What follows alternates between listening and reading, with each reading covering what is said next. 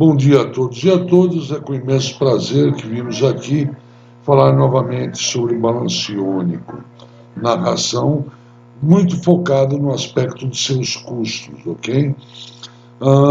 Vamos abordá-lo sobre três perspectivas: o balanço iônico total na água e na ração, o balanço iônico em função da pegada hídrica e o balanço iônico em função do sistema de manejo, TPA, biofloco ou simbiótico.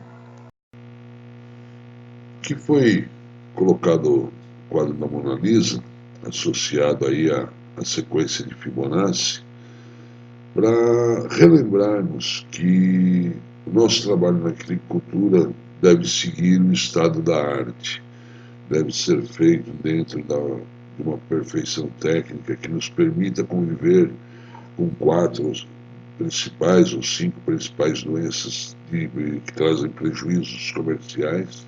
Isso no Brasil, porque no Equador eles produzem muito mais que nós, já estão convivendo com 13 doenças significativas, né? Então é muito importante que nós pratiquemos a ideia do estado da arte na carcinicultura. Somente relembrando alguns conceitos, há uma diferença entre balanço iônico e equilíbrio iônico. Balanço iônico é o equilíbrio proporcional das concentrações de sais significativos para a carcinicultura que estão presentes na água. Ou seja, se eu pegar uma água do mar, né, e diluí-la com água destilada, ela vai estar sempre com o balanço iônico correto, mesmo que as proporções tenham sido modificadas. Tá?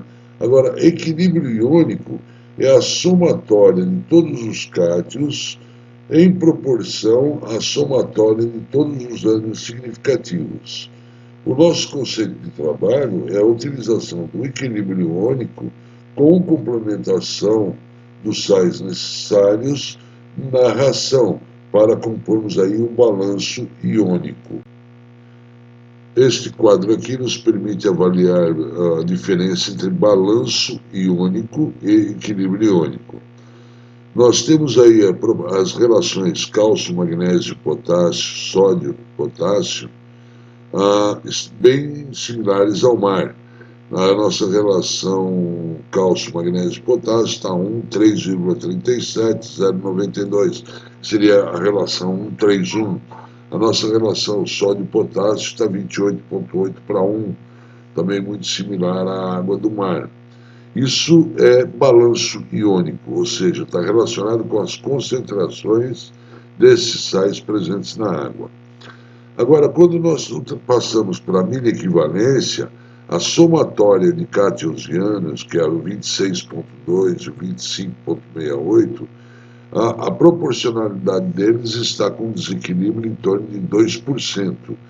Aí nós podemos dizer que essa água possui equilíbrio iônico, o qual é necessário para a realização. Uma água com equilíbrio iônico permite a realização de todas as reações químicas necessárias com boa qualidade. Se ela não estiver em equilíbrio iônico, essas reações podem não ocorrer da forma desejada. Bom, como o nosso objetivo é a avaliação de custos, né, nós temos que nos basear nos fatores de influência no custo do balanço iônico. Seriam a qualidade da água de abastecimento, se ela tem mais ou menos sais, maior ou menor presença de magnésio, uma maior ou menor dureza, né, se a dureza em relação à alcalinidade é ideal ou não. Né, nós temos águas aí com bastante alcalinidade, boa dureza, de interior, né, que tem um custo de balanço iônico bem baixo. Né. A quantidade que nós trocamos dessa água durante o cultivo, né, ela também é uma água que tem que ser preparada com balanço iônico para ser reposta ou ser reposto o balanço iônico durante a troca, né? E o sistema de manejo.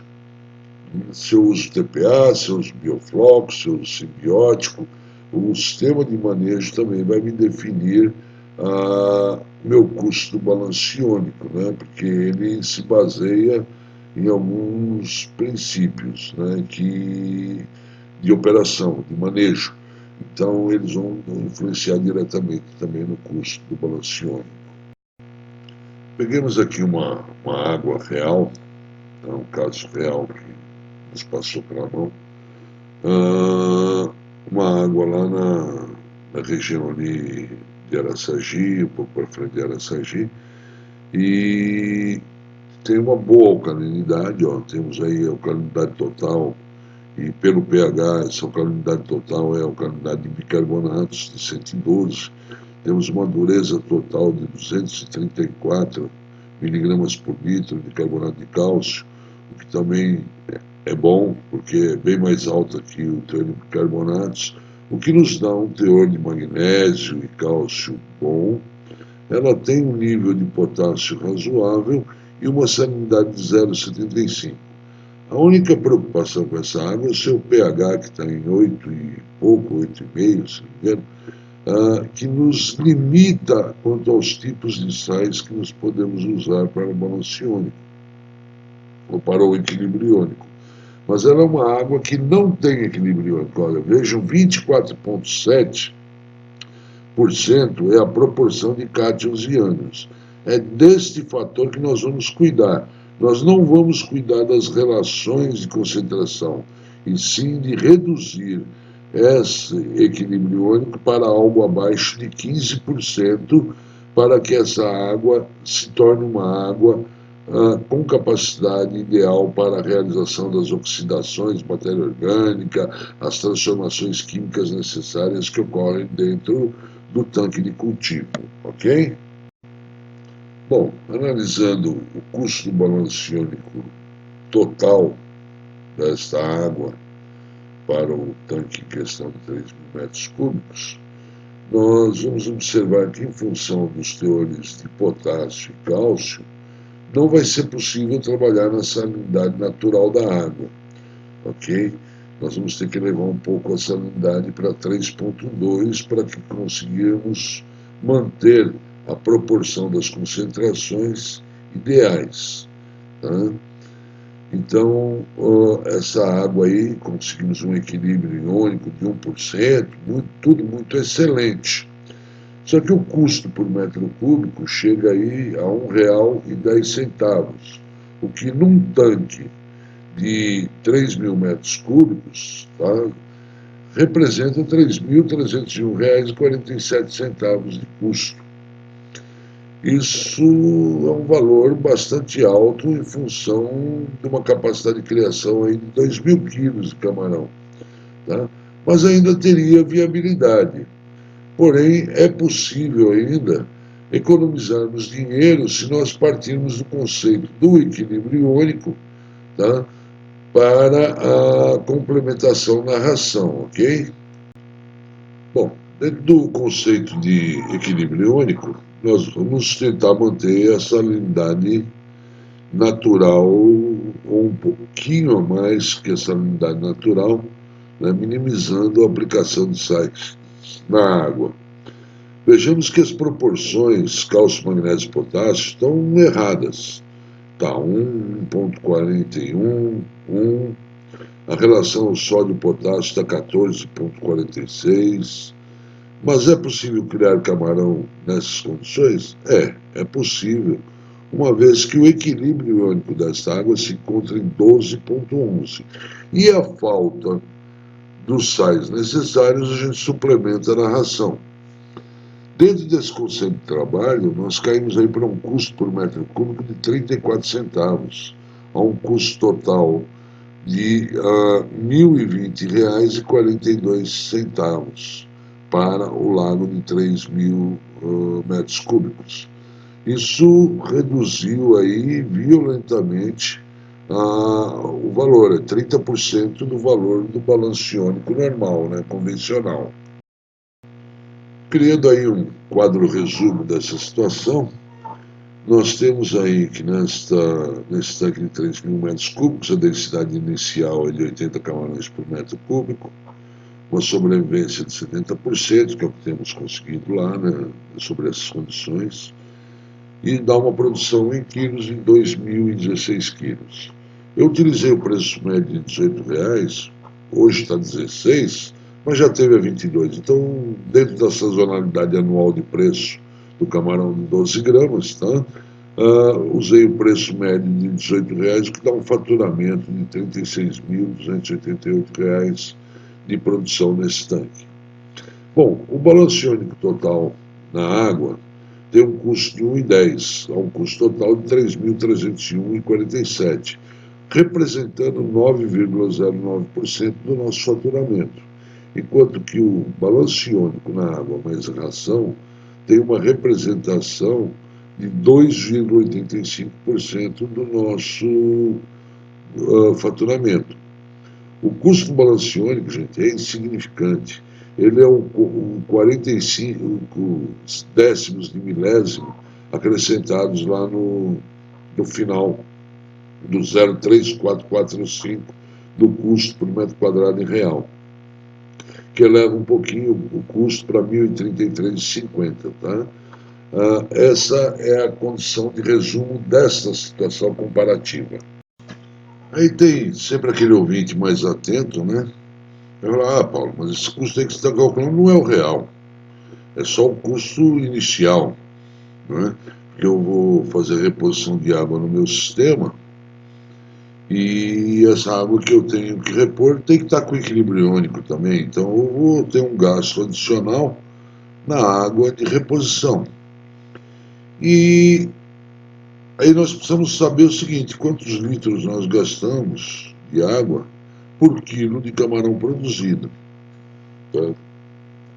A literatura internacional aí é bastante variável, né? Nós temos situações aí desde 64 mil litros até 98 litros por quilo de camarão produzido. Né? Samoca no EM AgriLife tem um nível produtivo excelente, com densidade de estocagem altíssima, de 450 camarões por metro cúbico, tá? Com níveis de troca de 0,2. E aí você vai ver aqui em cima que tem 0,1 com 408, gastou 163 metros cúbicos. Por quê? Porque ele produziu menos quilos de camarão, né? Então a diferença está o quê? No manejo e na forma como ele produz esse camarão e como a taxa de crescimento específica do camarão, tá? Ok? Então, a nossa metodologia, a nossa pegada hídrica vai influenciar realmente no custo de produção do equilíbrio. Bom, baseando-se aí nos valores preconizados pela literatura e pelas experiências práticas que temos, usamos aí valores de troca diário de 1, 2,5, 5, 10 e 23%. Obviamente que ninguém troca água diariamente, às vezes você troca a cada 5 dias, a cada 7 dias, a cada 15 dias. No início você nem faz troca de água, mas isso aqui é uma média feita, se eu troco a cada 7 dias, divido por 7, tenho a minha média diária, tá? Ok? Então, aí nós temos o consumo total de água para 90 dias, para um ciclo de 90 dias, baseado no custo para balanço iônico total e para balanço iônico parcial, água mais ração. Nós podemos observar aí que nós temos uma diferença na somatória de todos de 3,19 vezes, ou seja, o balanço iônico total nos custa 3,19 vezes mais caro que o balanço iônico parcial. Tá? E aqui embaixo temos as condições de contorno utilizadas para determinar esse cálculo, ok? Isso vem nos mostrar que a técnica é realmente muito mais econômica, trazendo uma viabilidade econômica à utilização de águas que, por vezes, se fôssemos fazer o balanço iônico total na água, não teria viabilidade econômica, ok? Então, é uma solução técnica muito boa que nos permite ter aí uma redução de custo aí de 3,2 vezes aproximadamente. Outro aspecto que nós tiramos desse quadro é o seguinte: quem faz balanço total na água não pode trabalhar acima de 2,5%, eu diria acima de 1% de troca de água diária, tá? Começa economicamente a se inviabilizar o custo. E quem faz o balanço iônico parcial pode aí tranquilamente trocar até 5%, 6% de água por dia, que ainda tem uma determinada viabilidade econômica, um valor gasto que se encaixa dentro do preço de venda do produto. Tá? Então, TPA, quem pensa em TPA, está fora de questão fazermos aí um balanço, um equilíbrio iônico, tanto para uma condição quanto para outra. Bom, o terceiro fator de influência é o manejo, né? Então vamos fazer aí uma comparação entre biofloco e simbiótico. A começar pela definição de salinidade do biofloco. Nós temos aí observado no mercado e na literatura também, que o biofloco opera bem acima de 7, 10 ppt, seria a faixa ideal de salinidade para a utilização de um sistema de manejo biofloco ou mixotrófico. Quanto ao simbiótico, nós podemos trabalhar a partir de meio, 1 ppt, ele funciona bem. Então, isso já é uma diferença que vai trazer uma representação significativa no custo. Não vamos observar o balanço total, só o balanço parcial, tá? Tanto para um quanto para outro. Se nós pegarmos essa mesma água lá do Araçagi e elevarmos ela para uma salinidade próxima a 10, nós vamos ter aí uma observação do custo aproximado de R$ 2,75. E continuamos lá com o nosso custo de 0,3445 para o simbiótico. Tá? Então, nesta condição, nós podemos estabelecer esse quadro que nos vai dar aí a diferença entre um sistema e outro. Tá? Com relação ao ponto de comparação, observe o seguinte, que eu circundei aí todas as somatórias, dá uma diferença de quase 4 vezes, 3,99 de custo. Tá? Foi aqui acrescentado o fator de criação. O biofloco permite aí chegar a 400 camarões por metro, permite chegar a densidade de 4,5, 5, 6 quilos por metro. E o simbiótico não. Então também tem que levar em consideração a produção. O simbiótico aí está considerado em torno de 200 camarões por metro no máximo. Tá? Dentro dessa condição produtiva, ok? Nós vemos aí que há essa grande diferença. Porém, o ponto de comparação é o seguinte, no simbiótico eu vou ter que trocar pelo menos 2,5% de água, enquanto que no biofloco eu posso fazer zero.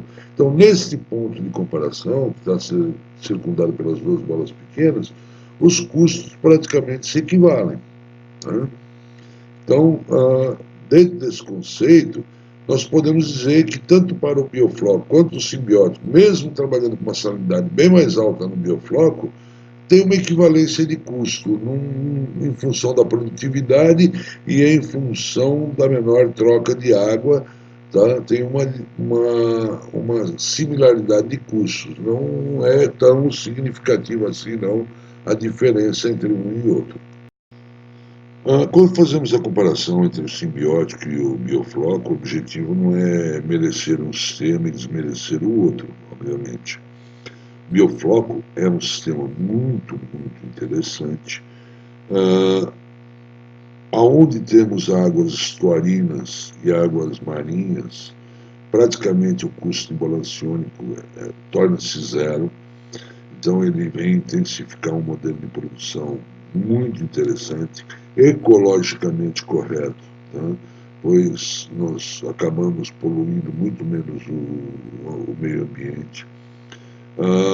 E recentemente saiu aí na revista Panorama da Agricultura uma proposta, um trabalho, um artigo sobre reutilização da água, o que vem ainda viabilizar mais ainda a utilização do biofloco. Tá? Porém, a gente tem que ainda, nesse artigo, levar algumas considerações. Para a reutilização da água, eu preciso de lagoas de decantação revestidas, são aumentos nos custos de investimento. eu preciso fazer uma certa reposição porque os animais consomem os sais. Então, sempre vai haver uma certa reposição. Mas não estou com isso, de forma alguma, querendo dizer que simbiótica é melhor que biofloco ou vice-versa. Tá? Os dois sistemas se adequam a uma boa produção e os dois sistemas podem ter uma boa lucratividade. Recentemente tivemos aí em São Paulo, na propriedade de um amigo, e ele tem um custo, e quando eu falo custo real total, incluindo remuneração do capital, incluindo prolabore, pagando imposto, tudo isso. Ele tem um custo real total de R$ 18 no biofloco. Ele produz biofloco muito bem já. Ele já está com alguns anos de experiência, está produzindo biofloco muito bem. Ele se mantém no mercado porque ele faz comercialização direta. Porque se imaginarmos aí uma lucratividade de 20%, ele teria que estar vendendo mínimo a 21,60. E hoje ele vende a 25, 27 com comercialização direta. Se ele tivesse que entregar para frigorífico, ele estaria trabalhando de graça. Né? Então, essa é a questão. A questão é produzir em menor quantidade, às vezes, pode ser muito mais lucrativo do que produzir em altíssima densidade. Tá? A densidade não é sinônimo de lucratividade, ela é sinônimo de produtividade, mas não de lucratividade. Vamos colocar aí alguns exemplos na mesma propriedade, na Coreia do Sul, entre um Raceway em simbiótico e um Raceway biofloco. Vemos aí a alta formação de sólidos no biofloco, isso é uma característica do biofloco, claro. Ela produz muitos sólidos, né, em função do próprio sistema de conversão da amônio, nitrito, da formação do biofloco, e um sistema simbiótico, uma água bem mais leve. E aí fazer ainda uma defesa aí aos Noisler, né? Estão vendo que a aplicação aí é de Noisler, né, no ambiente, ok? Então, é visual a diferença entre um sistema e outro, né? O que cria uma ambiência um pouco melhor e uma geração de resíduos futuros também menor. Aqui é o tanque escavado, né? Já em simbiótico, vejam a cor da água, é um esverdeado para dourado, né? Ela tem uma tonalidade diferente da água verde normal, convencional, e ela é uma água bem leve, com boa penetração de luz, com boa visibilidade, né? Necessita menos oxigenação que o biofloco, em torno de 30% a menos de oxigenação que o biofloco, ok? E temos aí tido bastante um nível de sobrevivência, aí chegando hoje a em torno de 70%. Tá? Isso também é função muito do laboratório. Nós já percebemos que de laboratório para laboratório, de larva, nós temos aí uma diferença na sobrevivência também.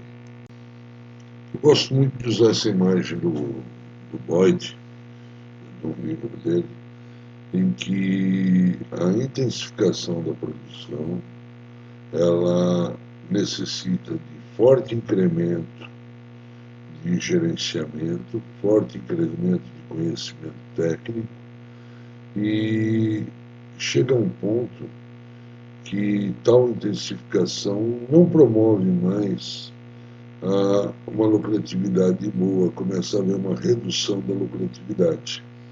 Então, vamos pensar sempre na atividade em termos de lucratividade e não só em densidade, porque nem sempre a maior densidade é aquela que vai lhe dar o maior lucro. Você produzir camarões aí a 50, a 100 camarões por metro cúbico, com baixo investimento e em situações de manejo mais tranquilas, é altamente lucrativo. Você ganha um bom dinheiro e tem uma boa saúde financeira no seu negócio. Bom, com base aí nos argumentos expostos, nós podemos tirar algumas conclusões. Que hoje, na atualidade, sistemas com altas trocas de água são sustentáveis, tanto do aspecto ambiental, quanto no econômico também, porque os impactos ambientais gerados por uma carcinicultura selvagem, vamos dizer assim, tem um custo financeiro e tem um custo de sustentabilidade para o futuro. Então, pode-se dizer que esses custos também são econômicos, além dos custos ambientais. Portanto, hoje, o que se viabiliza como modelo de criação são os modelos com baixa troca de água, com baixa taxas de renovação de água, ok? Outro aspecto que vem trazer alguma viabilidade, melhorar a viabilidade da carcinicultura, é a prática do equilíbrio iônico na água com suplementação na ração. Isso comprovadamente reduz muito os custos e auxilia muito a melhorar a lucratividade da atividade. Outro aspecto que vem trazer alguma viabilidade, melhorar a viabilidade da carcinicultura, é a prática do equilíbrio iônico na água com suplementação na ração. Isso comprovadamente reduz muito os custos e auxilia muito a melhorar a lucratividade da atividade. Comparativamente, aí, o sistema de biofloco e o simbiótico, há uma certa equivalência nos custos, né, pela diferença de produtividade que um sistema oferece. Então, o balanciônico é tanto viável no biofloco quanto no simbiótico, e assim podemos aplicá-lo nos dois modelos de manejo.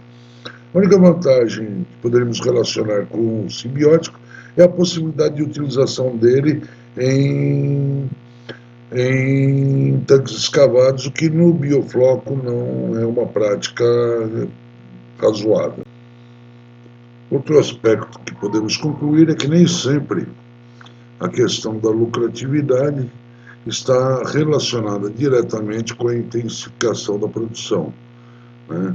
Nós devemos aí avaliar qual é o melhor sistema para dentro da nossa propriedade, aonde nós nos situamos, que tipo de água nós temos, para definir um modelo de produção adequado à nossa condição, principalmente na produção em águas interiores, que se torna um pouco mais cuidadoso o sistema, etc. e tal. E assim fechamos o nosso trabalho aqui no momento. Até uma próxima oportunidade para tocarmos em mais algum assunto. Agradecemos aí a Carlos, a Nanobiológica e a FATEC, que é a instituição que eu ensino, pelo apoio dado às nossas atividades, deixando aqui o nosso forte abraço a todos.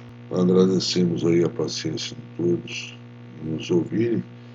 Vem lá, dê um like, inscrevam-se no nosso canal, que a gente vai sempre pondo alguma novidade para vocês.